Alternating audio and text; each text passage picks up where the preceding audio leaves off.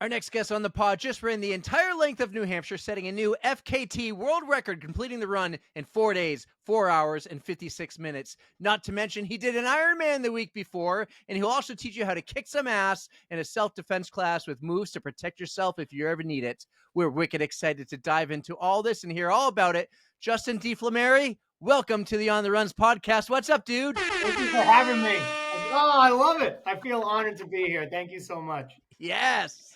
Man, he's even dropping more info than I know about you. You did an I Ironman know. right before this huge excursion that you did. That's insane. So we are so happy to have you here to dive into your whole story, figure out why you wanted to break this FKT and all the little things in between. So welcome, Justin. It's so good to see you again. Yeah, great to see you, Erica.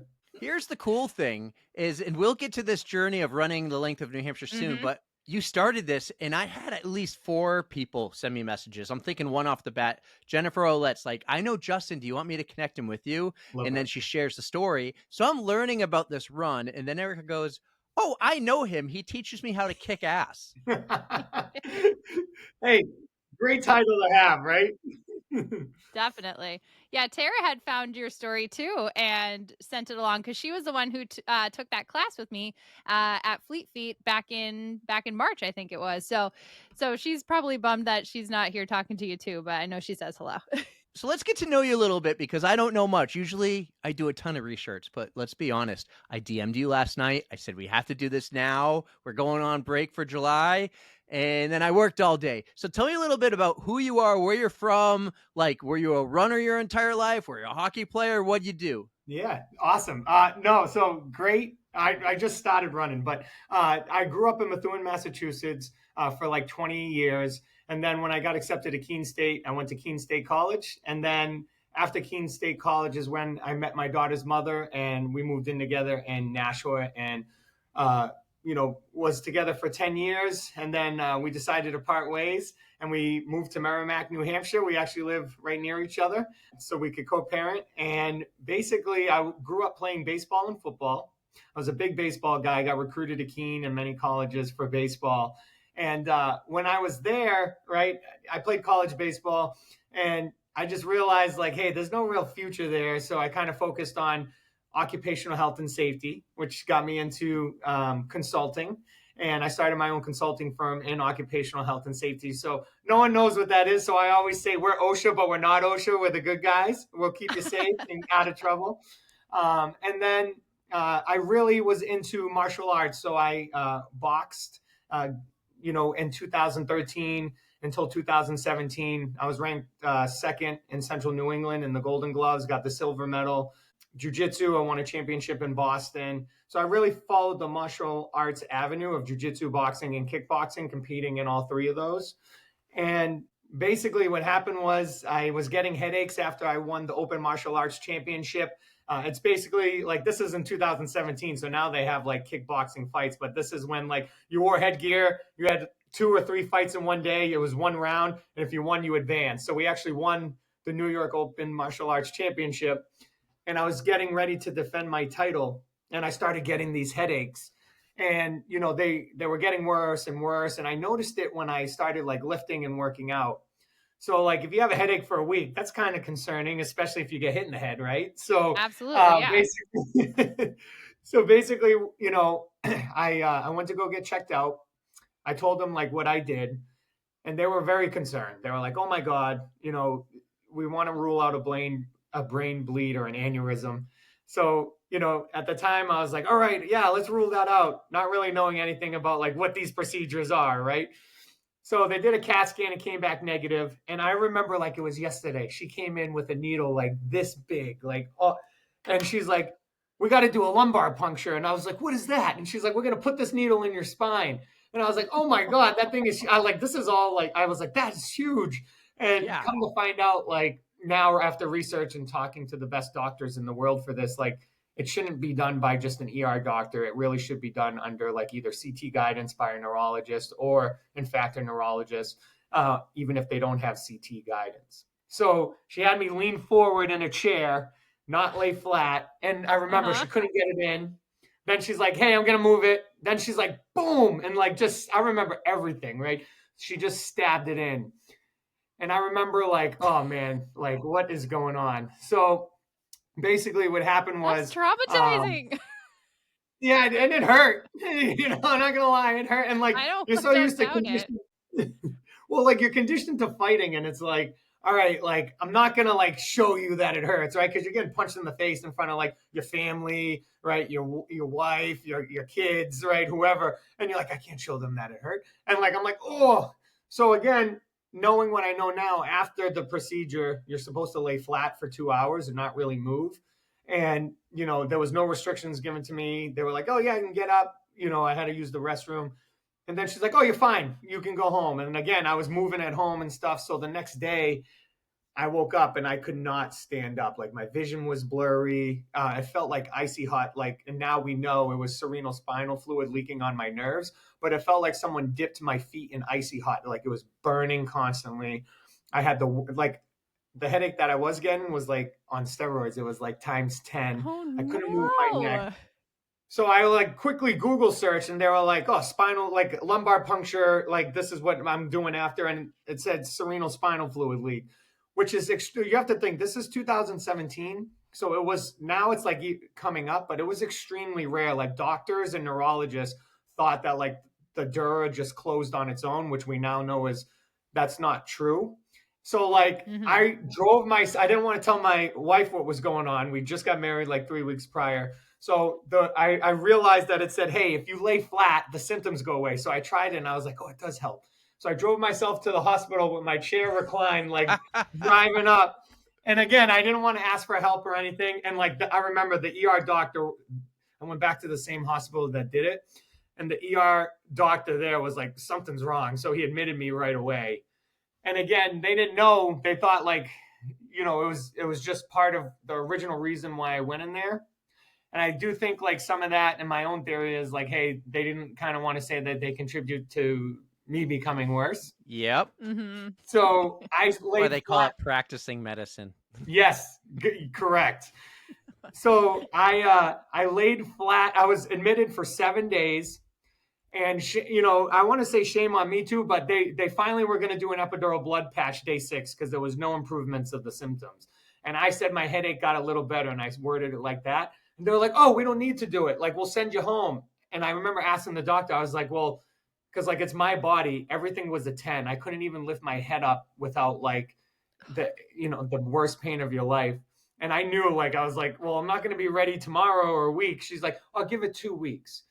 So I laid flat. So I want you to like vision this. I couldn't even put my head on a pillow because the neck pain was so bad.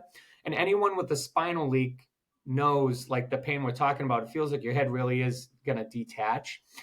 And I had to lay flat like that for 3 months. So over 90 days, right? That's how my life was. I can only get up quickly to eat real quick. And I was trying to self-heal because we were making all these appointments. And the doctors like that we would go to would just say, hey, like, if the dura is closed on its own, these are just symptoms that are residual. The leak is gone. It'll take a little bit to get back to normal. So I wasn't more buying than a little bit. Oh my God. Yeah, I mean, living it, like I was, I've kind of felt helpless because to be honest, like we went to 40 something appointments. This is documented. And like, again, all around here. And like, people were just like, I could tell within like 5 minutes. Again, doing safety and security, you read in body language if it was going to be a successful appointment or it wasn't going to be a successful appointment. So, finally, I joined a support group online. It was called CSF Leakers. And I started researching. I mean, my thumbs could still work, right? So like, I was like, oh, and for workouts, I was doing like the finger rock climbing things, like where you push the buttons and then just squeezing those forearm weights. Cause I was like, all you could do is just lay there. Right. So, I mean, if I told anybody right now they have to lay in bed for a week and not do anything, some people might think that's cool. But then when you start doing it, you're like, oh my God, you're going nuts. Right. So I actually credit fighting the mental aspect of like getting me through that because that could be detrimental to someone's mental health. Absolutely. Oh my gosh. So you had to lay flat on your back. You couldn't even like turn over onto your side or anything? Because I can just imagine how your lower half would just kind of fall asleep and like just with all those other symptoms you were dealing with. Oh my God. You are Yeah. I It's a wild story. I don't even know Yeah, how to it's put that in words. crazy. I had, I did read something about a spinal tap, something went wrong with a spinal tap that you had. I didn't know it was this recent. And it's kind of funny, Erica, because we just watched The Pit. Have you ever seen The Pit? No. Brand new show on HBO Max. There's this scene in the very last episode with this crazy mom who refers to Google for everything. And she's telling the doctors, do not do a spinal tap on my son. It was in the ER. And what you're telling me is you shouldn't get a spinal tap in the ER, and you did. Yeah, in my own opinion, I would not trust an ER doctor to do it. It needs to be under a CT guidance of a neurologist or somebody trained. Absolutely. That's wild. Yeah. Just the timing of all that, Erica. And Unreal. yeah. So yeah, to Erica, to answer your question, no, you couldn't turn over. So finally, I got to give my daughter's mother credit. She was tremendous through this. Like, I mean, it was rough, right? I had to have special, the elderly use it, but to put my socks on, I had the rope thing where you had to put that on. I had the grabbers, and if I drop stuff, I only used slip-on shoes because I couldn't bend down to tie. Mhm. So it was pretty rough coming from being ranked number 2, winning a jiu-jitsu championship, the Good Fight Boston, the Central New England Golden Gloves, and an open martial arts tournament, to now I'm using slip-on shoes and I'm using an adult grabber and a special toilet seat so I don't have to bend down, squat down, right? So it's mentally I was like, what is going on? This fucking sucks, right? Yeah. So I was like, holy shit. So finally, out of the support group, I realized that there's two hospitals that actually specialize in spinal leaks. And one was Cedars-Sinai, and he actually invented the procedures. His name was Dr. Shavink. And then Duke University, who kind of so he's one guy, but they expanded a whole department. And they, in my opinion, they're the best in the world because they have a whole department and all this. They're researching this, and they have 15 people on their team instead of one guy. Yeah. So I wrote to both of them, told them all my stories, and they both called me within a week. Okay. And listen, that was finally you're in the cave and you're like, oh my God, I see some light. Because again, you go to these doctors, and again, doctors not all of them are great, not all of them are bad, right? It depends, just like any occupation. But so we're talking 40 wrote you off, right? Oh, it's impossible that you could still be leaking. And then the best people in the world, both of them, didn't know we were consulting with each other, said, you have a spinal leak. It's pretty obvious. And they were like, no, it doesn't close on its own. People thought that, but they put out the research and was like, no, if you puncture the dura, you need help depending on the person. Some do close, but some don't. So, I was crying tears of joy just to hear that, right? Because it was hey, I knew it, right? What could I know? Somebody listened to you. You advocated for yourself, and somebody listened.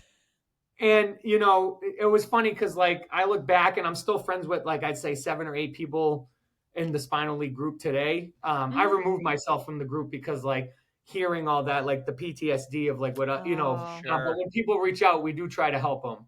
But it was just so I decided to go to Duke because they were only a 2-hour plane ride as opposed to 6.5. And they did an epidural blood patch. I had to stay a week. When you do an epidural blood patch, you don't snap your fingers and you're 100%. So you have to, lay flat again, and you get kind of what they called rebound high pressure, where you get the same symptoms as a spinal tap again. So I was reliving going through it again, even though I was getting a little better. And I was like, oh my God. But then we just started getting better and better. And then finally, I was like, all right, I'm going to try and hit the treadmill at 2.0. And then 2.0 went to 2.5. And I was in physical therapy for 2.5 years. And, my physical therapist, Amanda, was just so wonderful, still friends with her. She just seen a lot on that table, a lot of emotions, a lot of growth, a lot of setbacks, right? So, we were on the mend. And then they found out that because I lost so much fluid in my brain that my ear canal popped. So they had to cut a hole in my skull, go down and cap my eardrum. So I had to wear this weird thing on my ear for it was all messed up. But Justin, long story short, I'm giving you the cliff notes too. No, No, I spare no had details. Wow. I had no idea that you have gone through so much shit. This is Yeah, insane. it's crazy. Well, So look at you. Oh my gosh. so then But after that, continue. Yes. yeah. So it was funny because, like, you're on the mental health. Finally, physical therapy was cut off. I would say 2000. So this was 2017. I would say 2021. So we're talking like 4 years of symptoms. So like 2 years was like really into it. Like you heard, the 19, I had to get my head cut open, cap my eardrum, still in physical therapy. 2000, like I still had some symptoms. 2021, I said, hey, I'm really going to push my body and try it, right? Mhm. And that's when I'd say it was like really coming back. So my buddy, George Flanders, who's my daughter's godfather, he was always into running, and he did all the 5Ks, trail series. And when I was fighting, he used to be like, come run. And I was like, running sucks. Like, I don't want to run. And so it's so funny how that worked out. So then I was like, all right, dude, I'll do a 5K. I didn't even know what a 5K was. I had to look it up. And then this was the Turkey Trot in 2022 at Nashua, the high school that they host every year. And I The remember Great buying. Gobbler. I Yes, may the have Great been. Gobbler. That's I what may it was. have been. Erica, I think we were there with Lindsay. Was that the year? Oh wow. I think Hey, so. we were there and we had no idea that you were there as well, but that would have been a cool It was an coincidence. honor to have you guys at my first race. Yeah. It was our pleasure. So I had my daughter. I always get her, the day before Thanksgiving into Thanksgiving, and I thought it would be cool to like do a race with her. Mhm. And again, I went to Walmart and bought FUBU shoes because like I didn't know anything about running shoes. I was like, I need something. Yeah. And so we took off, and again, I was real, like the news always shows it. I just got out of bed. So I was like 250 pounds. And I told them, I was like, stop showing that picture. But so like I was like, could barely move. And I just ran the whole 5K with my daughter, didn't stop. And my time was 33 minutes and change.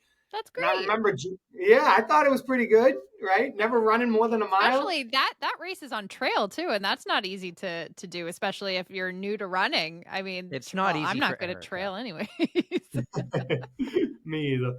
Yeah, so I just remember George embracing me, and he was like, hey, I'm so proud of you. You ran the whole thing. And when I went through, like, during that 33 minutes, I was like, wow, like this, because when you fight, you get a high. That's why you see a lot of these fighters stay past their prime. Because, like, in all seriousness, I can sum it up to this. If I told either one of you had to go fight in the parking lot, in 10 minutes, your heart pounds, you go through so many emotions, like, oh my God, am I going to be embarrassed? Am I going to kick ass? No, I'm going to kick ass. And like, you go through all this. And when you walk out of that tunnel, it is the best feeling in the world. Like, I still remember, and I get goosebumps hearing the crowd at the Golden Gloves, like my family's there.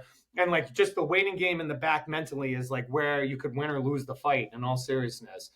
And I remember when I did that 5K, I finally had that feeling back where it's like, oh my God, I'm only battling myself. Mentally, I want to quit because like 3.5, 3.1, whatever it is, like after like not doing anything was like a battle for me. And, and I was just like, this is all the emotions I've been chasing for fighting. I found something. So that's how I found running. Right. Oh my gosh, That's- Justin, that is a long road that you had to go through. And so to this day, did they ever figure out like what the headaches were from? So Yeah, I know so that. I had What was yeah, that? good question. So I had a rare inner ear condition, which is funny because like they ended up capping my eardrum.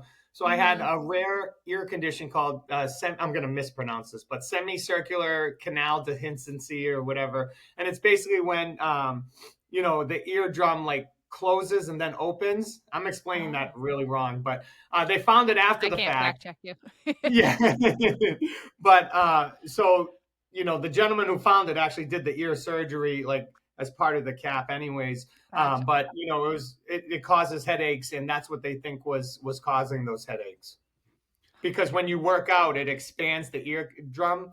And again, I'm going way off on this. I don't know this, like I know the spinal leak stuff. And it causes headaches. But that is just so much that you had to go through with the headaches, with the spinal leak. I mean, and all the PT that you had to go through afterwards. I mean, that 5K was so triumphant. We are so proud of you. That was thanks. the first step. Yeah. And I'm so glad that it sparked a love of running for you. Yeah. And you guys were there. You guys saw it firsthand. You just We didn't were. know You it. know what? I have to go on a tangent. I have like a list that I keep, and I really want to see if I was there. So you said 2022? We were. Yeah. We were. That was the one 22 we for were there sure? because 23 we were in with Jay, and last year 24 we didn't do one because I think you went to your parents. We were. So Great it's called Gobbler, yep. semicircular canal Yeah, there it is. something syndrome. Yes. I just Googled it. Wow. They call it SSCD, or CD. Yep. superior. It's a rare inner ear condition where there is a thinning or absence of bone in one of the semicircular canals. This goes on and on. You had something that it's saying is so rare, dude, and it caused How lucky all am I? that. There's final week in this. I should play the lottery. Wow. Yeah, you should have. But man, what a story. I knew none of that coming into this. What a story. Amazing. I didn't know any So of that. that's how you picked up running. One question, not to cause PTSD, but I want to know, just because I've been through the whole thing. Yeah. What was the insurance process like? Oh my God. It was, first off, I sued and I lost. Everyone thought like I would win this case because it's like a normal result of the procedure. And again, every lawyer wanted it, but then like once like, all jokes aside, I think like it's not like you fall in a store and you're trying to sue. Like you guys hear what I went through, and I had to Yeah. front all the money. So like everything, I had to fly myself to Duke. I had to go to all these co-pays for doctor's appointments. Insurance wanted to like give me a case manager, and what I do for a living, I know what a case manager does. They want to kind of just turn and burn.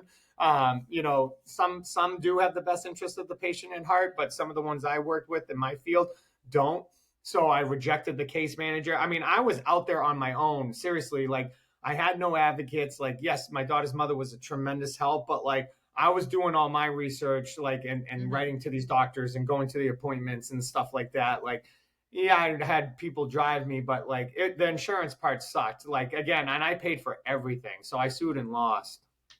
So not only you paid for the medical stuff, but you paid to fight them in court, and you just kept losing. That's awful. Insurance. Again. Yeah. Insurance companies are not in there for us, man. I'll tell you that. Well, the lawyers are going to do their job, right? But and they're for a big hospital. But it was, my win was two things. One, if you look at, and I'm not going to say the doctor's name, but when if you look at her reviews, like they're awful. Everyone's a 1-star. I'm shocked that she still has a position. And then two, the lawyer looked at me and said, after we lost, she goes, listen, I know you've been through a lot, and I really feel bad for you. And that was kind of like my saving grace, is like, hey, she's just doing her job. And, I'm a big Which lawyer was this? Hold on. Your lawyer or the hospital's lawyer? The hospital's lawyer. Oh, really? She said that. Yeah. So I'm a big fan of The Godfather. So it's not business. It's not personal. It's just business. Yes. That was kind of how I felt right there. Like, hey, she knows, like, she saw the medical records. She knows what we've been through. That was in 2020. I was still kind of moving like I used to have to turn like a Frankenstein. Right. So, it was just, so like, that was kind of my like, hey, you won, right? They know that, but yeah, it was pretty rough. She's probably man. like, I hate that I have to do this. Yeah. And I mean, it sucked too, because like, I feel like that was, all jokes aside, that was the hardest part, is when they were fighting it, because like, it's like diminished everything that I went through mentally. And like, I'm, like talking about it, you could get emotional, right? But like, it was just really rough, man. Like to live like that, that's not, I can't imagine. Yeah. I wasn't living life. It would take to get through. Yeah. Well, that's something else, man. And you went in 2.5 years from running your first 5K after all that to running the length of New Hampshire, not only just running it, but setting the world record. I'm calling it the world record, the FKT world record, running the length of New Hampshire. How was that 2.5 year process? You did the 5K. What were you like? Did you get the bug? Did you have a runner's high? Or did your buddy keep encouraging you to do more races? What was that next 2.5 years like leading up to this run you just went on? Yeah, it's funny because we switched. Like we all train jujitsu together, but he's more jujitsu now and hates running. And I'm like, let's run, let's skip jujitsu. So like, it's funny. So that was my first race, 2022 November, right? 23 came around, and Gate City Striders do the freeze your buns. And Yes, right around Mine Falls, just like the other race, right? yeah, so like I remember I was finally like I could work out, so I was losing some of the weight that you couldn't move for 2 years. And then like I did again, I thought it would be cool to do all these races with my daughter because she loved it. So the first like 30, they actually did a story about it, the union leader. The first like 50 races I've done were just with her in a stroller. So Oh. so it was pretty cool. So I remember going with her, and again, my time was 33 and change, like the gobbler. We went around the for the freezer buns. If you're watching this, you know I think you have to go around the school 2 or 3 times, like one big loop and then 2 small. And I remember doing it. I forget what they said, and I was like, I came in at 24, and I was like, I did all my loops. Is that the right time? And they were like, yes. And I was like, 24. I was like, oh my god, that's pretty good, right? Yeah. And I was like, oh. And so I just kept doing the freeze your bun series, and then like 5Ks were like I did my 5K, and I got like under 20, and I guess that was really good. Mm-hmm. And I didn't know that because I didn't know anything about running. I was just chasing the mental aspect. I love like, and so they were like, oh, that's good. And then they were like, try a triathlon. So I did a triathlon, and it was a small one. It was a sprint. There was only 42 people in Portsmouth. Still counts. And well, I came in 6th overall, and I was like, I love triathlon. And then so then they were like, do another one. And I just kept doing like these big crazy races. And then like I was like, I want to do a race in every state now. So like I was like, it just expanded and blew up into like 5Ks turned to sprints turned to full Ironmans, and then like ultras came in, and like I did Ghost Train after just a year of running, and I didn't do anything more than a half marathon in the week, and in 24 hours I did 60 miles, which I think is good for not running anything more than a half marathon. And That's I left incredible. Ghost Train to pick up my daughter for lessons. Yeah. So, like, oh my god. And like I am so blown away by this. You literally went 0 to 60, but in the best possible way, because you're just like, yes, I can do this. Let's go bigger. What's next? yeah. So it was pretty So fun. cool. Man, I can't believe That's you just awesome. decided to do Ghost Train, and we're like, yeah, let's just keep going. From a half marathon to 60 miles. That's awesome. So I want to know what planted the seed in your head to do something like this FKT of running the length of New Hampshire. Like what gave you the idea in the first place? So I had I want to make sure we understand it was we, not me. Like my crew was amazing for this. Phil, Suzanne, and Brandon. They're all ultra runners. They're all amazing. One's in the Merrimack Run Club, two are Gate City Striders. I'm in both. Like shout out to them. So Brandon texted me one night. We were actually talking about it tonight after Run Club, and because I figured this would be a question, and I was like, dude, how did this come about? And he was like, well, he goes, he goes, you had to go 0 to 100. He goes, I texted you that we should run like either the AP trail in New Hampshire into Maine or through hike, or like and just go as far as we should, or we could run like around New Hampshire or the length of New Hampshire. And then I get a text message 2 weeks later, June 18th, you're doing it. And I was like, oh, so that's pretty much how it came about. Brandon said we should do it.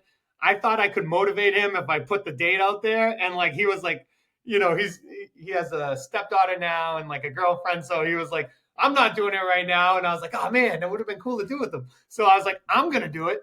So I put it on Facebook. I said, does anyone know any great trails of running the whole length of New Hampshire? And I knew nothing about FKT time. Like I knew it existed, but like, sure. So the president of the Gate City Striders actually commented on the post, and he said, hey, we have a member that actually ran the length from the Canadian border to the Mass border, because that version is the length. And I said, because you could also go from the highest point to the lowest point and to Pelham, around. There's so many things you could do, right? And so I reached out to that gentleman and I said, hey, did you do this? And he said, yes. And at the time, he thought it was only him and another guy that did it. And so I met him at Dunkin' Donuts in Nashua. And I said, hey, let me see. You had this whole book, the whole route, everything planned out with pictures and everything. So he said, as far as he knew, it was only him and the guy before him. And they did a marathon a day for 8 days. Do you know who the guy before him was? I don't. I do know he was pushing his kid in a stroller that did it. Yes, it has to be Mike, Erica. It's Mike Beeman. Mike Beeman. It's Mike Beeman. Yes, that's who it was. It was Mike Beeman. Oh my God, a legend. Yes. So, and I guess he did it twice pushing the stroller. He did it twice for Make-A-Wish. Yeah. Yeah. So it was Mike Beeman. So Dave amazing. Salvis is the one that told me it was just him and Mike. So then I did my own research because you want to be factual. And like there was a guy, a 17-year-old kid in 2020 and 2012 that said he was going to do 215 in a weekend. And you know, I knew some of the best ultra runners in the world that like that's very hard. Maybe biking. So we researched that, and it ended up being 40 miles a day that he was doing. So and we couldn't find, there was no FKT, there was no finishing or news coverage on it. Just said, hey, he ended up doing 40 miles. You know, so then there was another guy in 2024 that did it for a soup kitchen or something, but he did a marathon a day too. So I was like, all right, well, I didn't want it to be just about me. And you know, I have people that work for me at work, and I always tell them like, never say I, never make it about you. Like I wanted to attach something to it.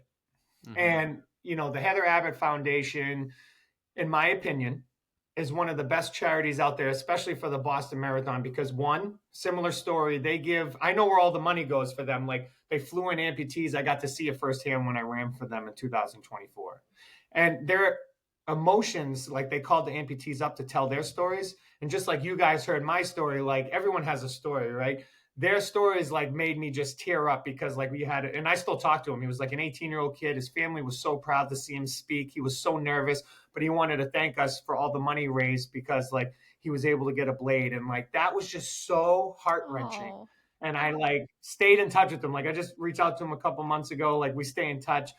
And like I was like, that's the charity I want to attach to this. So I wrote to Heather. I said, and she was like, absolutely. She goes, it's usually the slow season for us, you know, when out the marathon. And I'm happy to say that we final numbers are coming in, but talking to them, it sounds like we raised the most money in an off season for them. So that was pretty, that was one of the best things that came out of this. So we attached her to it. And then I said, hey, I definitely know I can beat the marathon a day. Again, there was nothing else on the kid that was trying to run 215 in one day or 2 days. There wasn't any follow-up. Right. It was out there and that was it. And then to get an FKT, you have to have witness statements from every town that you went in, pictures, start points and end points on your Strava, photo evidence of where you picked up and left off with a timestamp. So we did all that. And my buddy was a filmmaker and he documented the whole entire run behind me to make a film for Film Fest. So we had all this and I was like, all right, we're going. So that's how it all came about. And, you know, that is like the behind the scenes of how this whole run came together. And shame on me for picking the hottest week. Oh, you really did. You really did. So do I have this right? You decided you were going to do this. You gave yourself 2 weeks and then you were off? It was like 2 months. It was like 2 months. Okay. Because I'm like, that does not seem like a lot of time to prep and make sure that you're doing everything right for like documenting it with the FKT website and whatnot. But okay, so when I bumped into you back in March in the what did we do? We did the 20 miler, and so was that in your mind at that point, or was that early? It was kind of in my mind. So we knew. So I guess you know. We never had a date or anything. Brent, we were like, hey, we should really like run New Hampshire. And, you know, it was said then they were taking photographs and stuff. It was funny because you go, oh, I have a podcast. And I was like, oh, I didn't even know that. And like, now here we are on it. So it was kind of in my head because again, like Brandon, who texted me was like, you know, we should do the Appalachian Trail and we should do this and that. And again, finally, like when I was texting him and I was like, we should just do it. Let's do it. And he was like, oh, I was going back and forth. That's where the 2 months came. I said, well, I'm setting a date. And this is like, like, boom, we're going. So he's been so helpful with FKT. He was tagging them during the whole event and they were sharing our post and it was really cool. But yeah, so it was kind of but we didn't have a set date or anything like that. I really wish I picked the fall. It's so funny though. You picked not by any chance of your own, but we have had a very mild summer so far. It's been like 60 degrees when I wished it was 80 degrees. And then all of a sudden you go and do this and it's like, 100 degrees for you. Yeah. Well, you guys heard my luck, right? Between the canal, the heat wave, and the spinal leak, well, my luck has been tremendous. Oh. All right, real quick. And we're going to get into the whole run in a second, but you mentioned the Heather Abbott Foundation. Unless you said it when I was Googling it, guys, the Heather Abbott Foundation helps provide customized prosthetics for those who suffered limb loss through traumatic circumstances. That's awesome because I've done a lot of adaptive sports, hikes and stuff, and skiing with adaptive sports. And I think that is amazing. So kudos to you for raising money for them, the most they've ever raised during an off season. I'm assuming the season is Boston Marathon fundraising time. So that is awesome. I'm so glad you did that. Let's get into this whole journey. Let's talk about Spare No Details. Tell us from like leaving your house, going up to the northern border. How was that experience? Who is your team? Give us the full details on the way south. Awesome. All right. So yeah, this is the fun part finally. All the drama is gone. This is the fun. Okay. So I had two people that went up with me, and then we had a third that met us day 2. People got to work. Listen, that's why I thank my team. Like, you got to think about it. Everyone had a wife and children or a significant other. And like they took work off. Like I couldn't believe, because we had to go up Tuesday night to start Wednesday morning. So I planned it around my custody schedule. And I'm proud to say that I have 50-50 custody. I did not miss any custody days with my daughter. That was the motivation to get it done so fast. There you go. Yeah. So it was pretty cool. And so Tuesday night we went up to Pittsburgh. And it's funny because I got to say, folks, we think we live in New Hampshire and the Nashua, Bedford, Merrimack. This is not New Hampshire. You go up there. Was this your first time up there? It was, yes, and it was so beautiful. Yes, it is. It's amazing. New Hampshire. And people were nice. I've never been that far. Oh, It's it what, is like big. 4 hours? This might not be 4-hour drive? true, but I've heard Yeah, it is the biggest town land-wise in the continental United States. Oh, I did not hear. Well, you got the I've Google heard that. open. I do. Yeah, Google it, dude. I'll But come back and confirm.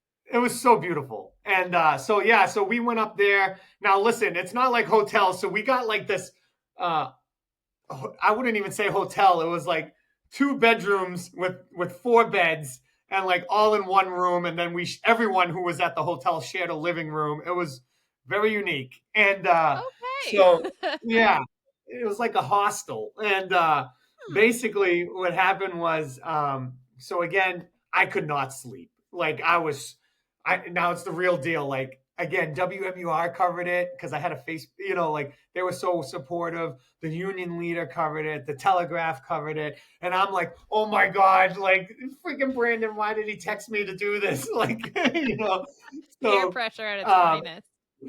Yeah. So, we woke up, we wanted to get an early start. So I had an ultra running coach. His name was Brian, and he was tremendous through this. Again, he was so supportive of this. He was calling every day. And basically, what happened was he came up with a bright idea. He goes, it's going to be hot, start early, end early.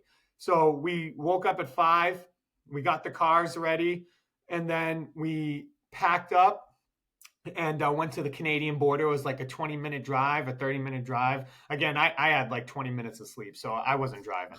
And so we had 3 people with us. We had the filmmaker. We had Brandon Barnaby, who was like in charge of the crew chief. Then we had Phil Petchek, who was there every single second. He was the only teammate that was there every second. So like, and again, I can't fault the other teammates. They have lives, but like that just meant the world to me to have that support.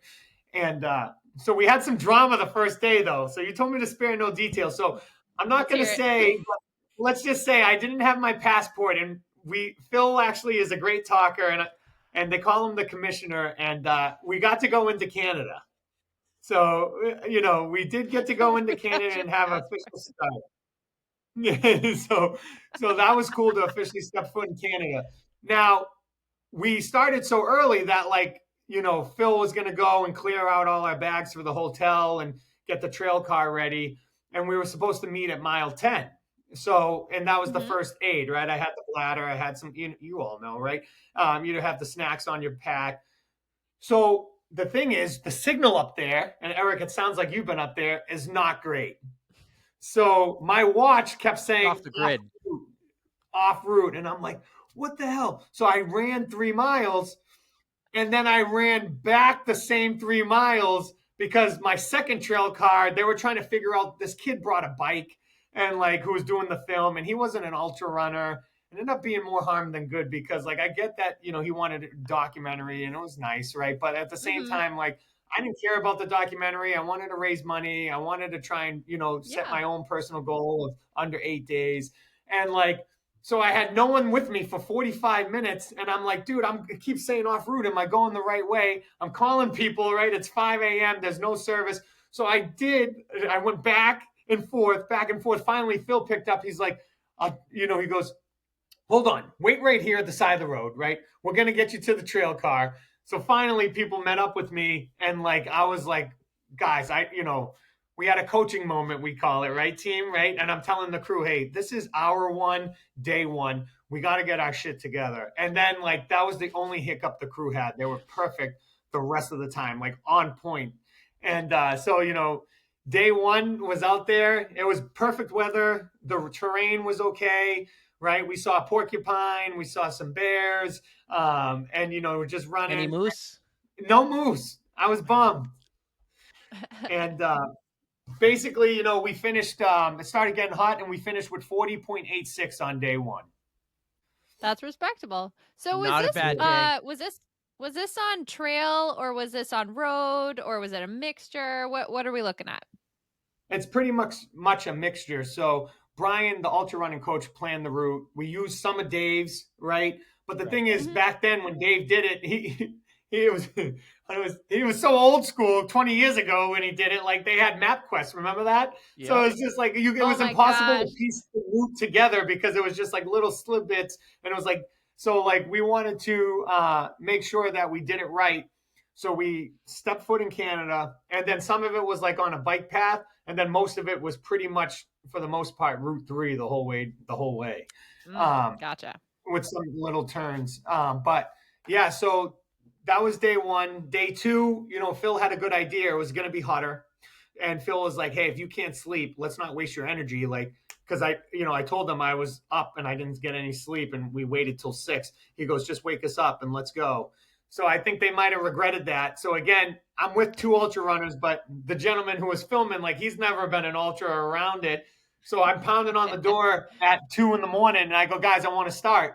And we got a hotel like legit right where, so what we do is we put an orange marker where we left off, like the snowplows use, or we take a photo evidence, drop a pin, and then make sure that we went back, or a mile marker to know that we were exactly at the same location where we stopped. Okay. And then, so our hotel was actually like so close to where we stopped, which was just a coincidence. So we had to go back and I was like, guys, let's go. And like the one kid was like, you could tell he wasn't happy. He got like no sleep. But the other guys were like, hell yeah, let's go. Like Phil's like, I'm up, and Phil's 64. And the other kids I'm with are in their 30s. So it was just funny to see. And Phil's like, I got you, man. And I was like, oh shit. So we started at 2:30.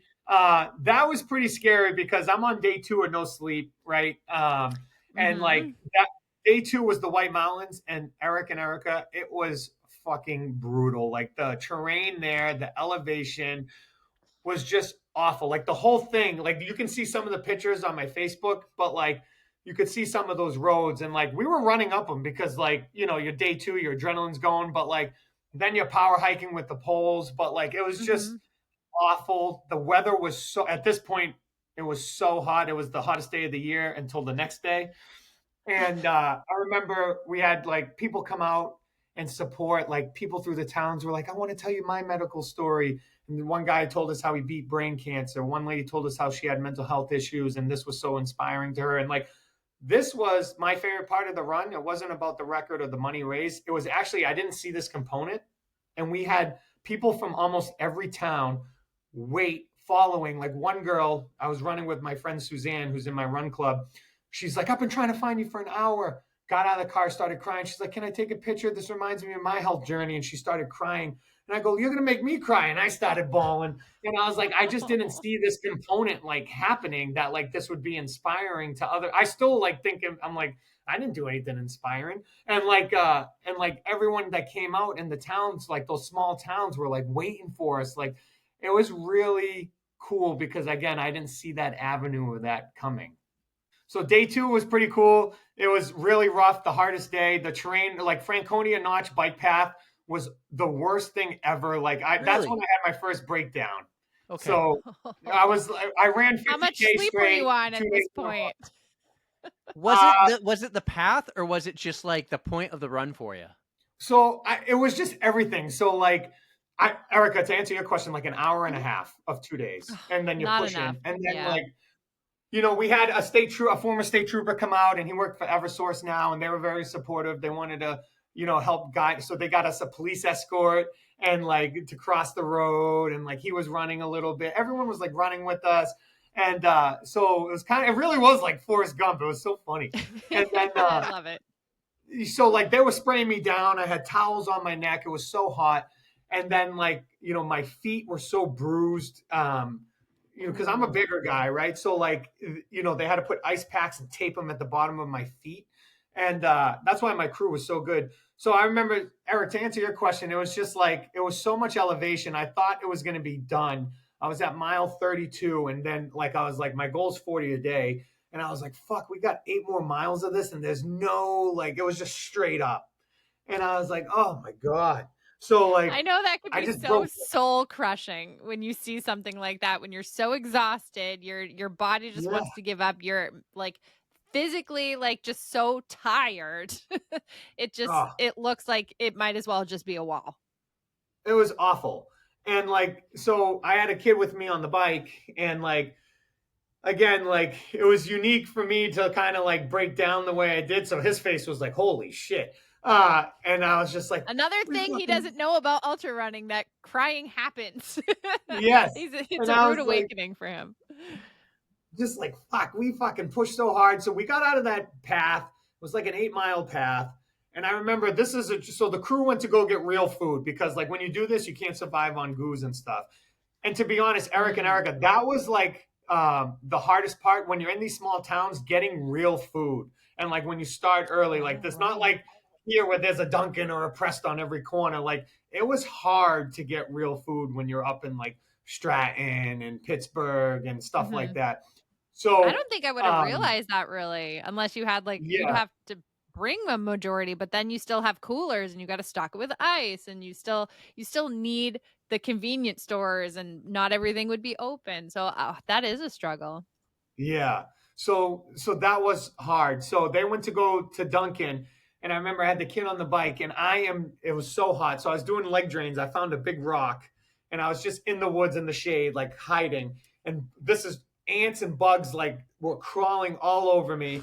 I remember looking at my watch, and said 39.88. And I said, dude, and I was talking to the kid that was with me. I was like, we worked so hard and we're not even at the goal yet. And I was like, this sucks. We woke up at 2:30.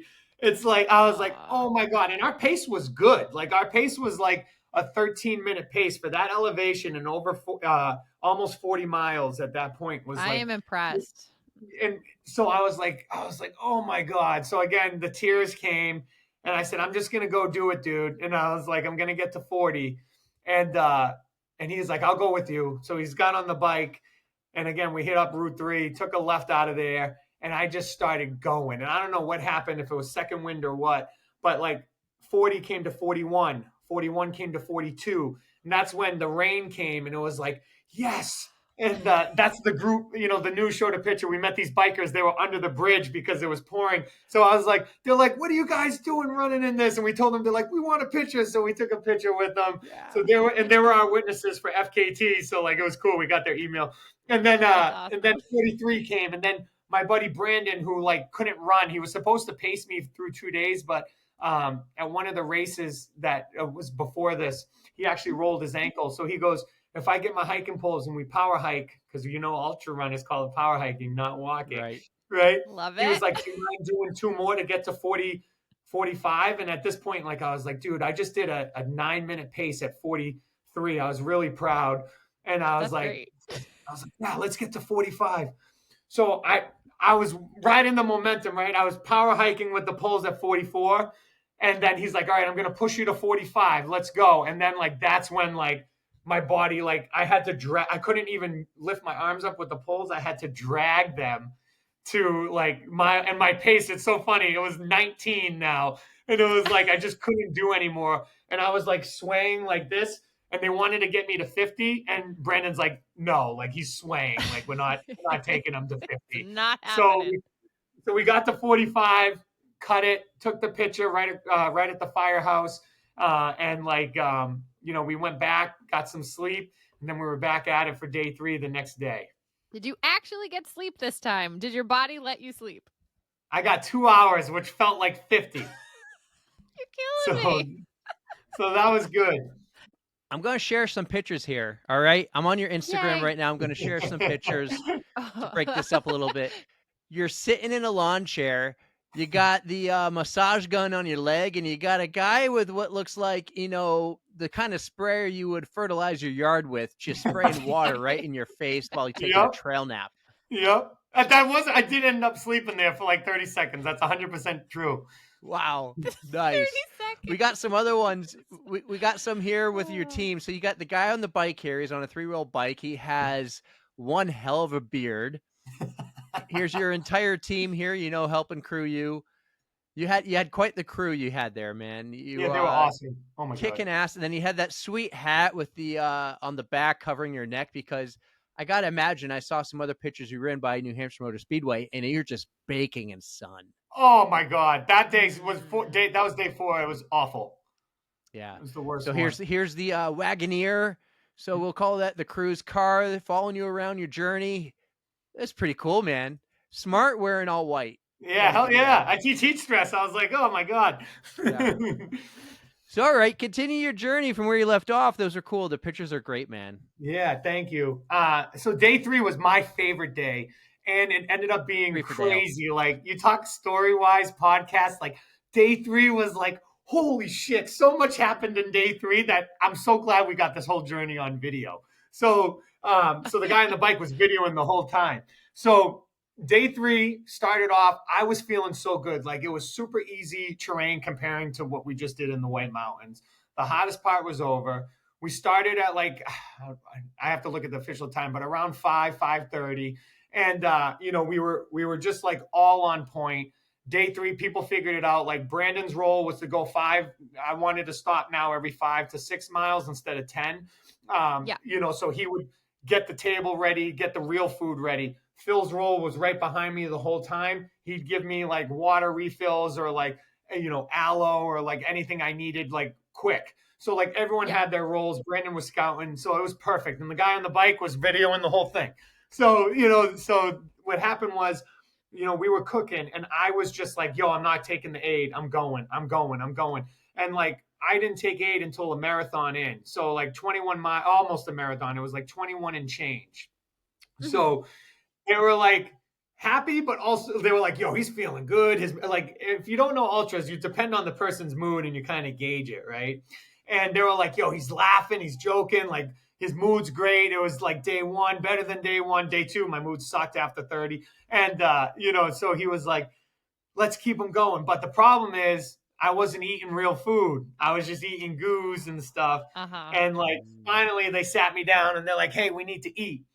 So this is when like Brandon, there's a video of it. He's taping my feet. I can barely sit down in the chair. So like they actually had to help guide me down. And they also had to like help me up because I couldn't like get up. It was so painful. I can so imagine. He tapes my feet. And here's where like the drama comes. This is the only drama we had on the whole trip. So we were in a parking lot that said like, I forget the name and I wish they knew, but it was like, I forget where we were, but it ended up being like a hotel, but on the side of the parking lot we were on was a youth detention center. So people came out and they were like, what's your business here? And like, dude, I'm taped up. I have my shoes off. There's blood on my white socks. They're feeding me like chicken. Like they're feeding me. And they're like, they were like, oh, well, the guy's like, we don't care. Like, he's like, get out of here. He goes, we've had people set up traps. And like, I do safety and security. So I was like, I actually kind of get it. But he's like, we have people set up traps and distractions to like break people out. And I'm like, and my buddy Brandon's like, dude, the kid can't even walk. Like, have some human remorse. That would be one epic, like, distraction. Yeah. Like, that was really the case. Yeah, we're going to run from the border to here to distract you. Yeah. So it was like, I'm so glad we got all on camera. So, like, it was like, And I'm trying to keep them cool. Like I was more concerned about my crew than myself. Like I'm like, yo, are you good? Are you good? Are you good? Finally, they were really mad. They're like, stop worrying about us, dude. But like, I just wanted to make sure they were good. But I was like, Brendan, like, chill. I was like, it's good. We'll just move. He's like, no, you sit there and you eat. And I'm like, what do I do? Right? This is positive. Now these people are like, so the cop was right next door. I think we're in Plymouth actually. Yeah, we were in Plymouth. And so like they came, they were like, oh, we saw you on the news. We love what you're doing. They're like, yeah, just go down the road. So again, I didn't get to eat anything. I had a couple bites of chicken. And then that's when I said like, hey, we ended up stopping at 26 miles. My friend Suzanne joined us. She came right at that time. So like I'm giving her a hug and this guy's like, get out of here. And I'm like, Suzanne, you picked the perfect spot to come join this run. And so she was just like my rock through that day because like we were cooking. So finally at 26, we got real food. It was the first time I ended up having pizza, which is like my like Mario mushroom. Like I was like, yeah, I'm ready to go now. And power up, yes.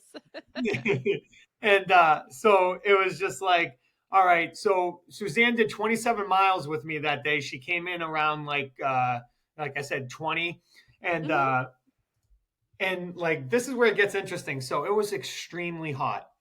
And at mile 42.36, something weird, we took a wrong turn and we were like, and they called us, the trail car, and they're like, dude, you guys went right. You needed to go straight to stay on Route 3. And we're like, fuck. And like, we don't want to go in the car because that could jeopardize the whole FKT thing. So we had to walk all the way back up the fucking hill that we just ran down. Yeah. And I was like, and now the day 3, this was the hottest day of the year so far, besides the last 2 days here. So at this point in time, 2025, hottest day of the year. And I was like fucking roasting. So like they had to sponge bath me every, like we switched aid to every 3 miles and they were spraying me with that fertilizer thing you were saying out the car window. And like, I was like, oh my God. Now I wasn't drinking coffee, so I was taking caffeine pills. And like something weird was going, like I've done over 200 races and I was like, yo, something weird's going on. But I didn't want to tell them because I knew they'd take me off the course. And I was like, yeah, we're getting into a high number today. Like we didn't start so early and crush it like this and not get our highest number today. So like, I was like, they're like, how you doing? And I'm like, fine. It reminded me of boxing. I'm like, I'm good. And I'm like, inside, I'm like, I'm fucking fucked I am up. not good. So this is like my favorite part of the trip. So finally, like Suzanne's walking with me. That was the picture you showed where I'm in the orange shirt with the blue towel on my hat. Yeah. And they had to soak it and give it to me every so often. And I'm just power hiking and we're running a little bit. We'll walk, run. And then finally, like, I'm like at mile 45, I'm like, fuck it. So I take the poles, I throw them and I just bolt it. And it's on my Strava. And mile 44 was an 8:40. And then I'm going, so 46, excuse me. Mile 46 was an 8:40. Now, Suzanne, God love her, she kept me alive in all seriousness. She went and got the sprayer. She was running behind me, and every 15 seconds, because the center of town was only 2 miles of Tilton. So that's why we were gauging. I was like, fuck it, we're banging out. We're at 45. So 8:40 on mile 46, and we're trying to get to the center of town, right? So the cops are like, what? So we passed the Tilton PD and they obviously now hear about it. And the guy's giving us thumbs up. And I remember his face. He just sees Suzanne spraying me in like the back of the neck, the legs and everything. Just fucking imagine this lady just spraying this bigger guy running down the street with a car chasing him. It must have been so fucking funny. But like, I credit her because she was doing that every 15 seconds for the last 2 miles. Trying to keep up with me. And she even said herself, she's like, I don't know where you got the energy. I couldn't keep up with you the last 2 miles. But we got to the center of town. The cop was so cheerful. And like, he was like, you know, a lot of people had questions, right? So he was like, oh, what's going on? And I knew something was off finally. Like we hit our goal, 47. You know, again, the crew was like, can you hit 50? I'm like, I think I can hit 50, but like, I need a second. And like, again, the cop's like, hey, like, do you mind if I get you checked out? So Tilton, he called an ambulance. Tilton ambulance came over. We were right across from the lot in Walgreens there near J. Jill. And they came over and they're like, your blood pressure's extremely high. I think it was like 187. And I didn't even know what that meant. And I was like, well, in my head, I'm like, obviously it's fucking high. It's hot. I just ran fucking 47 miles. And like, whatever it was on, so like, I was like, ah. And then I was like, well, I don't feel like my normal self. So they were like, well, the urgent care, first choice or best choice is right across. You can go get evaluated there. So I had to sign that I refuse care, went over there. They were so cool. I'm still friends with all of them. Shout out Rachel. Shout out Doc. Right? They were so cool. I'm friends with them all on Facebook. They were they loved their personalities matched with my personality. And like we just all clicked. And they were like, they did a glucose test where they pricked my finger. They were like, yo, you're wicked low on that. They're like, you're obviously low on electrolytes. Now I was shivering like this. Like they had to wrap me in a blanket. They had to change my clothes. That's why at WMUR showed me with the IV, I had a hood on. I just could not keep warm, right? So I got the IVs. I got 2 bags. I drank some drink, changed my clothes. They got me real food at Applebee's. And finally, like they're like, all right, you can go. And I was like, well, we're at 47. I was like, you think we could push it to 50 tonight? And the lady's like, don't you do that. And she used some other words, but Dude, don't you do real. that. So I was like, all right. And so I was like, that, I felt like a new man with those electrolytes. And then, so we went, got our room, right? Ended up going back to the course at like 5 the next day to obviously the exact same spot we left off. And then day 4 was actually ended up. So again, you see the pattern, how they keep being the hottest day of the year. Yeah. Day 4 was actually the hottest day of the year. And to be honest, my toughest day for me out on the course. Well, I mean, you endured 3 days of straight up hot ass soup, basically. So, yeah. Oh my gosh. All right, quick question for you before we move on to your day 4.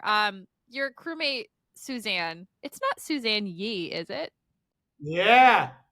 Is it really? I love Suzanne. Yep. Okay, so I see why your crew is top notch because she is just wonderful, and everybody else sounds amazing as well. But that is a real one to just chase them down with the sprayer. So yay, Suzanne. It was my favorite. Like I told her, it was because like at that point it was just so badass. Like she's spraying me, like I'm booking it, like we're just all exhausted. I mean, I joke with her. I go, you could break the record. I was like, you ran 2 days with me. You pretty much ran half the state. And she's like, but so like, it's just, that was like the pinnacle point of like, she knew when to push, when to give me encouragement. Like Phil too, like Phil was out there the whole time. Like he was just funny. He told me I sucked every mile. He's like, you suck, keep going. Right. Yeah. So he was just, but they were just all motivation, great. I guess. Yeah, they were just all like great people, great time to be around, no drama. I never had like, again, I like to take care of people, and like it was weird having people take care of me, but like they genuinely were just like, I looked at their faces and I was analyzing, they just wanted us to all do it. And that's why I say like I always try to give them credit, and it breaks my heart when I see a lot of like these ultra guys, and especially famous people, like not give their crew credit. It's like we were here because of them. Like if they weren't there, I wouldn't be on the show right now. Absolutely. I'm a big no, not proponent. I don't know what the word is, but like I am a big believer to give credit where credit is due, because a lot of times like you're not going to know to take care of yourself as much as somebody else who's seeing it from the outside. So definitely kudos to your whole crew. But we got to hear about this day 4. Go ahead. Well, just to elaborate on that, you said earlier in the episode, you're not a me person or an I or like you. And I like to say it's not me, it's we. Yeah. It's not me. Just flip the M around and it's we. Yeah. And that's 100%, 100%. And like, I again, like I was more worried about them, and they're like yelling at me to stop. But like, again, I just want to make sure they're okay. Like they're away from their families, they're away from their wives, husbands, like kids. And like, they just wanted to all be a part of the journey. And like, it was such an honor to have them there. Like, seriously, it was just truly amazing. But yeah, day 4 sucked. It was my worst day. Coming out of the ER, I wanted to have my David Goggins moment where I ripped the IV out and I got 3 more. They wouldn't let me. The crew told me no. Everyone's telling me no. I'm like, come on. So, day 4 came, and again, Phil, he never left my side. Like he literally was in the trail car. Imagine that. Like, I didn't even think about this, but like he told me after. He didn't even want to tell me during. Like, he was riding neutral and stopping, riding neutral, stopping. Think about that for 4.5 days straight. He's like, my legs were killing me. I'm like, saving gas. He's on the Wagoneer too. That's good. But yeah, so like, I didn't even think of that. But so me and him went out, and then the other guys met us later, and then Suzanne met us later. So she came back. And again, she was running a little bit with me, and she's like, Justin, my body is so burnt. I was like, I know. I was like, because I'm all tatted up black, right? So like, it felt like my skin was on fire. Like, and it's funny because like, I look at her and I felt bad because she looked like exhausted, and she's like, I am. And I'm like, and she's like, but don't worry about me. I only did 2 days. She's like, look at you. And I'm like, oh, it's hot one. So there was one point where like I was like, guys, I'm not going to do like 9s or 10s or 11s or 12s. I'm just going to kind of flow with it today. Like, and they came up with a great idea. They said, today's going to be, again, the pattern that I told you. Now it's going to be the hottest day again of the year. It was a heat wave. So I think, and I don't want to exaggerate, I think it was going to be 86 or 87 around 1 or 2, if you can go back and look. And I think it was 86. So Phil came up with a good idea. Let's start 5, get your 50K in, relax, and go back out at night. And I was like, you know what? Why didn't we do that the whole time? So like, yeah, why didn't we do that the whole time? But, in all seriousness, you couldn't, because in those small towns, like with restaurants and hotels and stuff, like you really couldn't, in my opinion, do it like that if you wanted to hit the 45. Like we went over 40 every single day. So that's just my theory on that. But so again, we were pushing the pace. We were slower pace this time. I finally had good pizza at the Loudon, right near the gas station near the Loudon. They were like, so funny. So the lady comes Rusty out. Lantern. That's What the was Rusty it called? Lantern. The Rusty Lantern. Yes. And they promised us free pizza in Hudson. How did you know that? I know. He that was loves good. Loudon. He goes to the NASCAR races every year. So the lady, I forget her name. She gave us her name because she's going to be our witness.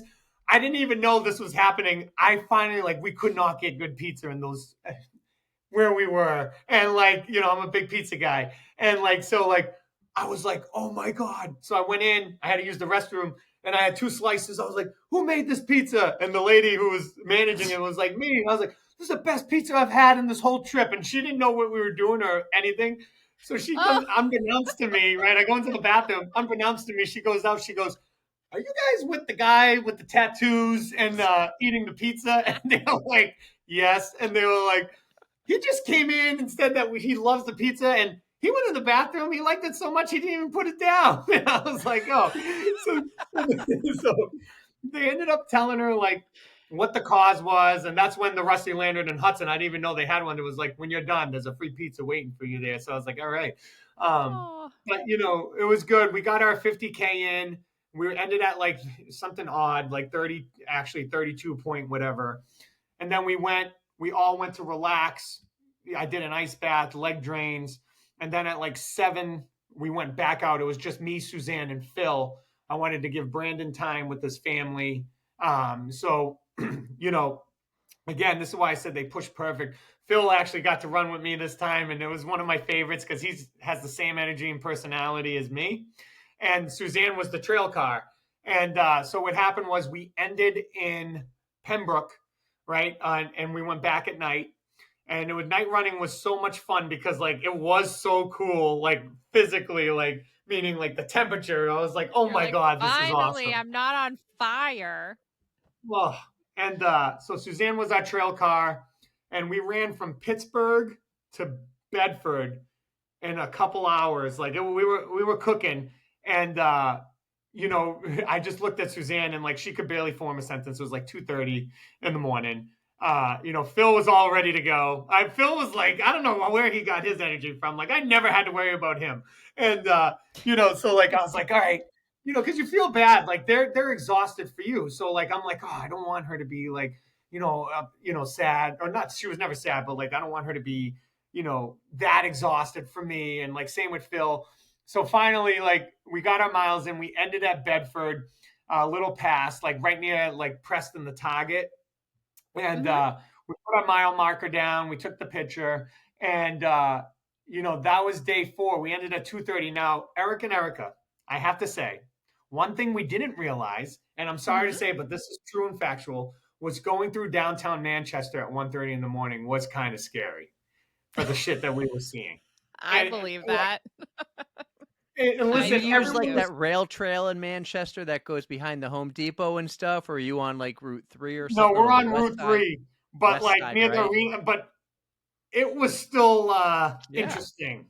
All Yeah, right. it always, I dude, you wouldn't be just out come here in the there if daytime I and weren't see it. if I weren't doing something like that. I would not be out there at that time. And Absolutely also, not. like, you see guys in like the light up colored vests, like, people. First off, the whole state of New Hampshire was so motivational. Honks, stopping, like, again, people were getting out of their cars, that gives you the motivation when you're sleep deprived, you're extremely hot, you're obviously depleted on fuel, like Yeah. glucose, whatever, the electrolytes, right? Yeah. But I will say, this is the only time I was like, oh shit. And like, I'm a former fighter, I still train now, but I was like, something goes down, I'm just giving him my wallet. Like, I cannot even I don't have walk, the let energy. alone like defend myself. So that was day 4, and it was nice because we finally, I got to take a shower. I didn't want to, really stay in my place of residence. So like outside of my residence, there's like these outdoor couches. So I slept on there for a little bit because I was just in the mindset of like, I don't want to go back home. I want to like finish this. And so I stayed there for a little. I did end up going back home to shower. I wanted to sleep on a real like thing for an hour. And then Phil, God love Phil, he went to bed at like 4:30, was at my house at 5 to bring us back to the mile marker that we left in Bedford. And then boom, we were cooking and like it started pouring. It was raining pretty heavily. So Was this Saturday? Yeah. Yes. Yeah, that was heavy rain. Yeah. So I was so glad because I was like, I at this point in time in the trip, right? Like, again, I didn't want to take any supplies from home or anything. I only had one shirt. And listen, I didn't think I was cool. I was like, Phil's like, hey, if you only have one shirt left, like you have to run shirtless because like the chafing. And I was like, all right. So I was just running through my home, Merrimack where I'm from. I had the bladder on and like he was trailing me. And like, this is when it got really cool because like all my friends and family now are involved, right? They're not. So like, I had people at every corner in Merrimack, and we just started a run club in Merrimack. So we had people from the run club come and come out. I mean, it was real life Forrest Gump. Like at one point we had like 15 people running with me. And I just looked and I said, wow, this got really big really quick. I mean, we're only out there 4.5 days at this point, not even at this point, right? It's 4 and whatever. Mm-hmm. So again, I got my second win. Day 4 was the absolute worst mileage, like pace wise, moving wise, and just like, but like day 5 was like awesome. So like I had 17 and 0.28 or whatever was left. And so I was like, all right, we're going to bang this out. And they were like, wow, you're moving good. So like, I was at one point, 1 mile was 9 something, but then it was like, it was all catching up. My quad was on fire, but we had a consistent pace. And like, again, friends and family, I had people meet us at King Cone, which is the best ice cream. Shout out them. I wish they were open. When we drove by or like when we stopped, right, we got our aid there. So I was like, oh, like why? So, and then once we got to Nashua, like running downtown Nashua, and there was a picture that the Telegraph put out, and Eric, I don't know if you can find it, but it was the Telegraph. Like if you put it up, and it was like the sun stopped, or like it's parted through, and it was just I was in all white, and like it was just magical. It seemed like the clouds moved, and like I remember getting goosebumps because it reminded me of when you turn left onto Boylston at the Boston Marathon and the finish line, like it's close. Yep. And I was like, this is it. Light at the end of the tunnel, 6 more to go. Like, and then running the last 6, I had the Gate City Striders, like a lot of the team at like every quarter mile, like you could spray me with water, like giving me water, running with me, like, and then finally like taking that turn onto and like this was true. I didn't know because I never entered the mall through Mass, and we're running to the Mass border. So like I didn't know how many entrances to the mall there were. So I'm like, is this it? They're like, no. I'm like, is this it? They're like, no. I go, when the fuck is it? Like I want to be done. So finally we get to like the last entrance, and I'm running down. I see my daughter. She has this medal. Like I blow her a kiss, and they had a little finish line for me. I had like 20 to 30 something people all different people. Like I coach 5-year-olds baseball in Merrimack. They came. I had like Aw. family there, my daughter there, all my friends and their kids. It was like 30 something people. And the thing is, there was actually more because we said we were going to finish at the casino. So there was people in the casino waiting, but we didn't know that there was drama at the line. So like they didn't want filming from MUR on their property. So like they like, yeah. So it was like, we couldn't go all the way over there. So we made sure we finished at the Mass border, AKA part of the Pheasant Lane Mall. But just coming down and then embracing like Brandon and like Phil and Suzanne, I made sure like, again, we were holding hands and that they crossed at the same time as me because like they got me there. And this goes to show the mutual respect we had for all one another. They were like, no, you go ahead at the final 10 seconds. And, it was just awesome, sitting down, realizing like, hey, we did that. Amazing. We smashed the record. We raised a ton of money because I emailed Heather. We had all these people come out to share their health journey. I mean, the whole thing was just so positive. It was remarkable. Amazing. What an amazing Is this the journey. Yes, that is it. That like it was. See how it was raining. You could see it on the bottom, and then like once I hit to Nashua, and again, I'm trying to describe it for the viewers what downtown Nashua looks like, but it looked like there was no traffic. You can see the trail car behind me. Suzanne actually took this picture, but like the rain stopped. And like the clouds just parted and it was just the sun was shining. And like I was obviously sleep deprived, but I was like, this is a sign, that it's almost done. But this was like one of my favorite photos through the whole adventure because like, again, I just remember getting the chills, seeing even now, that was one of my favorite memories of the trip. That's amazing. What a story, man. Sorry. It sounds like a movie, right? Yeah. It really does. Be one day, maybe. How are you feeling emotionally when you were crossing this line? Like 4 days, 5 hours, or 4 days, 4 hours and 56 minutes worth of trials and tribulations and what was going through your head when you saw that finish line? I just wanted my daughter there because like before and I'm not trying to be like a typical parent, like they're like, oh, I want my kids there. Like, I've been through a lot. There was a point in time where like, I remember at my wedding speech, my sister-in-law at the time, she was like, we all can't wait to see Justin be a dad. And I wanted a girl. We weren't finding out what we were having. I want to do all the cool girl dad stuff, like, dress up, tea parties, paint the nails. And she helped me pack for this race. She was excited to like label the bags. And, I turned to her, I was like, hey, I'm kind of nervous, right? And she's like, Dad, you've done this so many times. And like, just seeing her there, like, she was so excited, like, cause she's at the age now where like, she understands. And like, I could see how proud she was of like the accomplishment. And she was sending me voice messages at night when we were trying to sleep. And like, that was just like, oh, like I could get emotional now thinking about it. I'm trying to hold it back. But it's just, again, I didn't think I'd have a daughter. So like, I really or a child because of the condition I was in. So like, that was awesome. But then to see the impact that you had, like, I only been running for 2 years or whatever it is, like 2.5 or whatever. And, it was cool that like the striders were there, friends that I made just in life, family was there. Like there was 30 something people just waiting for me on a Sunday when they could have been doing anything else. And then like, not only that, but you looked at the Facebook, like my Facebook in a good way blew up. I had like 200 something likes, comments. This is the best part. We were getting messages from people with spinal leaks that saw the story, again, their own health issues. And like, I was trying to answer everyone because I've been there and I'm not going to let this journey think like, hey, like, we're above or, that was the whole mission that, again, we didn't see coming out of it and I shared some of the messages on my social. Erica, I don't know if you saw them, but like 3 or 4 people with spinal leaks reached out and I put them on Facebook to say, hey, this is the journey that like, we didn't even know. And I shared that with Mike at WMUR too, because like, I think they played a role in covering it the way they did, where now we're leading people to get help. So like, to answer your question, it was so emotional. I was crying. I had so much pizza. Yeah, it was awesome. I cried a lot. I haven't cried this much ever. Like, I was freaking crying. This is so amazing. You hit me there with the story about your daughter. How old is she? She's 5 now. 5. That's amazing. The coolest thing ever. I'm so happy I was a girl dad first. My daughter's Yeah, 9 now, but it's the best. I got my boys there. I got twin boys who are 4. So I'm right there with you with the 4 and 5-year-olds. But man, being a girl dad is the coolest thing ever. for sure, man. That's awesome. What was your favorite age?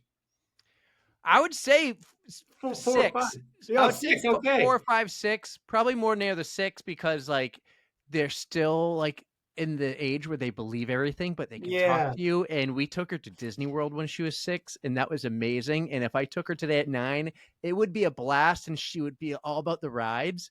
But it was really cool that she's 6 and she still believes, and she still wanted the pictures with the mascots. And I All the remember magic we went to the Magic exists. Kingdom, just me and her on the last day.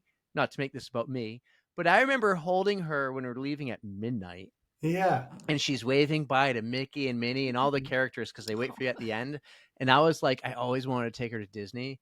And that Yeah. was my moment at 6 because I knew in a year, I think she would have been past that stage of like into all that stuff. Yeah. Yeah. That's a great story, man. Yeah. So it's the best being a girl dad. And now I think I know the answer to my next question, but we have 2 big questions we always ask every guest at the end of the podcast. I'll go first.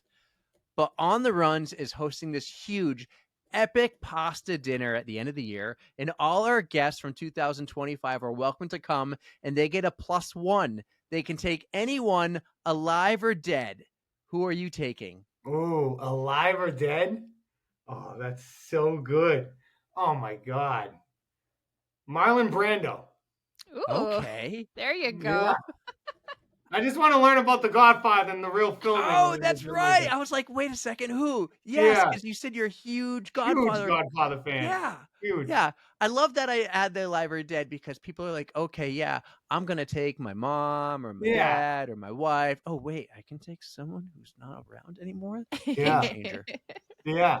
That's a good one. That's a great question. And yeah, if you ask alive or dead, you can't give the typical family. You Yeah. got to give somebody cool. Yeah. I Absolutely. feel like Good we need to nice make this a answer. pizza party now and not a pasta dinner. It's Well, gotta be a pizza maybe party. the next time. Maybe we'll have pizza there too. Yeah. I love pizza as good. well, I like Justin. What's your favorite? All right, let me ask you guys. You guys ask me a lot of questions. All right, Eric and Erica, favorite pizza place that you around here and your favorite topping. So mine's buffalo chicken and Mickey's. Shout out Mickey's. What is Erica, yours? go first. Honestly, today I had a really delicious pizza for lunch. I love Sal's Pizza because they have the real doughy crust, and I'm a big fan of the dough crust.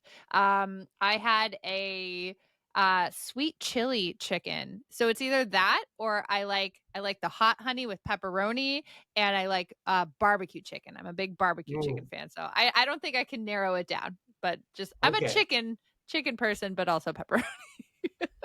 And you got Sal's. Eric? I love Sal's, yeah. So fun fact that you don't know about me yet, but I have a dairy allergy and I can't eat cheese, but I love pizza. And the best part is I always get my own large pizza for me, and I don't have to share it with anyone because everyone's like, oh, it has no cheese. I like to load it with meat. So mushrooms, pepperoni, sausage. Now, I live in Manchester now, and we get the pizza market. It's pretty good. Domino's is underrated for their medium thick crushed pizza for $6.99. You can't beat it. And it is 2 miles down the road. And I have so many Domino's points where I get a free pizza like almost every month. However, if you're really putting me on the spot to pick one, I'm going back to college at Plymouth State University to P-hop. And many nights after leaving the bar, which I worked at, and ordering a pizza, and we always got buffalo chicken. Yes. And the cool part was we got a buff chick calzone, and my friend Matt Gantz, who was the door guy with me at the Lucky Dog, he knew I couldn't have cheese. So he'd be like, well, let's just get one because a calzone's like 2 pizzas. So we'd get buff chick without cheese, but the sauce inside, and Matt would get the cheese on the outside. He would dip it. And he goes, you know what? That's good. I don't even notice a difference. It's just still fucking delicious. Yeah, that sounds good, dude.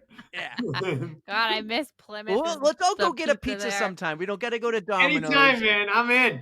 We'll go to Sal's. We'll get a pizza or something. Yeah, hell yeah. Erica, you had a question? All right, now I do. And this is not my only question, but we're getting our 2 big ones out of the way. But All right. this brings me to a greater question. Did you listen to any music while you were running?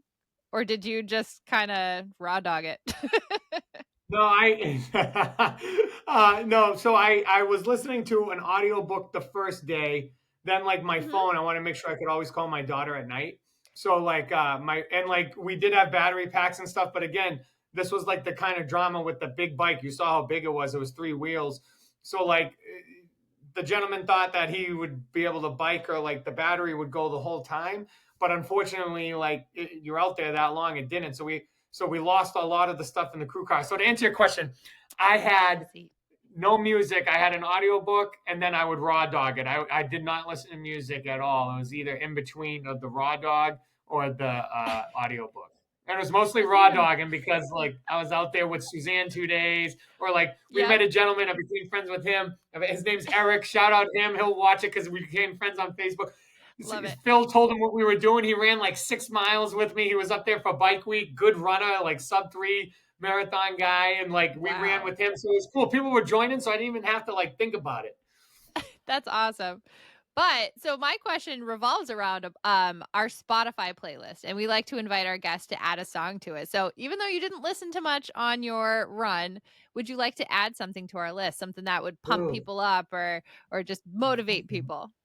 Oh, yeah. I don't know if it'll pump them up, but it was my go-to song out there to put myself in a funny mood. Yeah. It was Backstreet's Back. All right. You know, amazing. I'm down with that. I am 100% all over that. So Yeah. Erica's team in sync, but yeah. I will not discriminate against Backstreet Boys. We're getting along so good. I've told this to one of our friends, Allie G. She's got her own podcast and it's running and music based. And she's a big Backstreet fan and I'm a big NSYNC girl. But Backstreet Boys was one of my very first CDs that I ever bought. I bought like their debut album and Big Willie Style from Will Smith. So those are my two first CDs. So I do love me some Backstreet Boys. Well, I don't know if you can tell, but I have a little friend who joined us, and that I think is my call-off sign. But I need to give you guys the answer to our little trivia question. Do you want to know about the town of Pittsburgh, New Hampshire? Yes. Yes. So you have to distinguish the difference between a town and a city. And if it's a township, the town of Pittsburgh, New Hampshire is the largest township in the continental United States. Oh, it is. You're right. City, though, the largest city is Jacksonville, Florida. What is the largest city in New Hampshire, though? Pittsburgh. It's Manchester because it's the Queen City. And the Queen City is in a state. It's a Queen City if it's the largest city, but not the capital. Yeah. Okay. Well, you were right. You were right. Yeah, but I had to look that up. So it's like 300 square miles, where Jacksonville is 840. And for reference, the state of Rhode Island is only 1,000 square miles. So Pittsburgh, New Hampshire's landmass is 30% of the state of Rhode Island.